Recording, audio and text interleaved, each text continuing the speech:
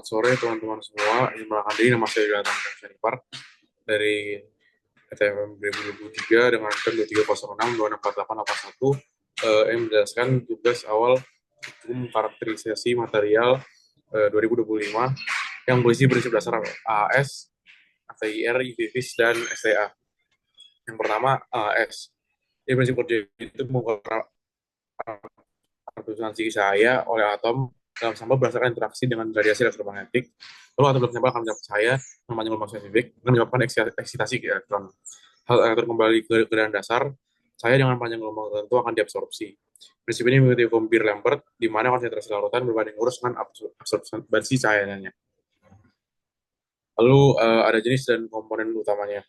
Nah, dari jenisnya itu AS punya 3 jenis, yaitu Flame AS, Graphite Furnace AS, dan Hydride Generation AS, di mana Flame itu menggunakan nyala api, Graphite Furnace AS itu menggunakan pemanasan konstan dalam tabung grafit, dan Hybrid Generation AS memanfaatkan volatilisasi dengan natrium borohidrida.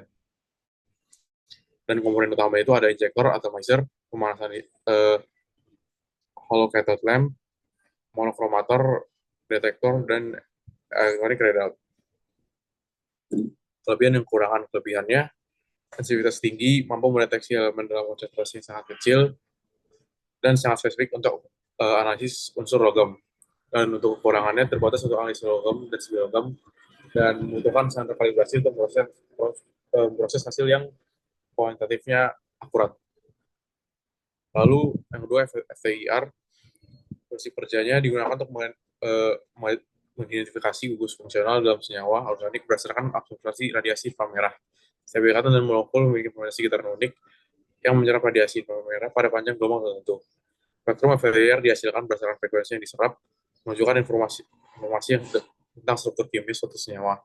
Menggunakan mikroskop interferometer yang membagi cahaya inframerah menjadi 2 sinar untuk mendeteksi pola absorbansi unik dari sampel. Alternatif pita serapan FTIR, ikatan C double bond O dan C double bond C memiliki daerah serapan yang hampir sama.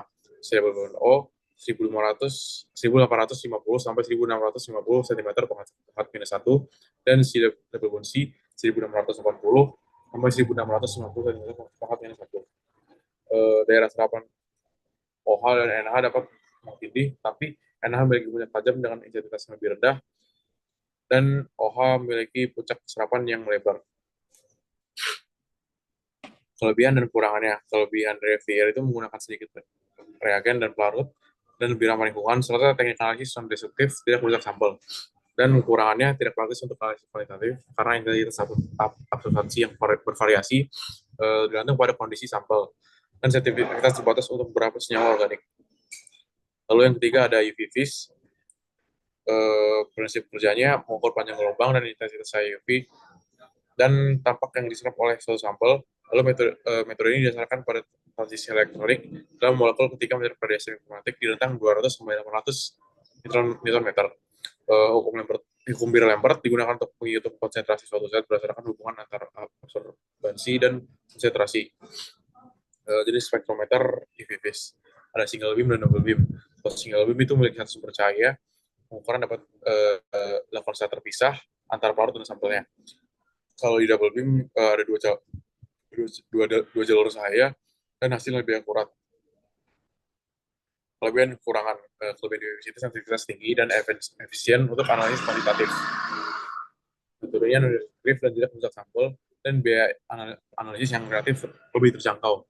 Untuk kekurangannya, kurang efektif untuk senyawa yang tidak berwarna karena dia nggak memiliki kondisi elektronik yang kuat di rentang UV-Vis.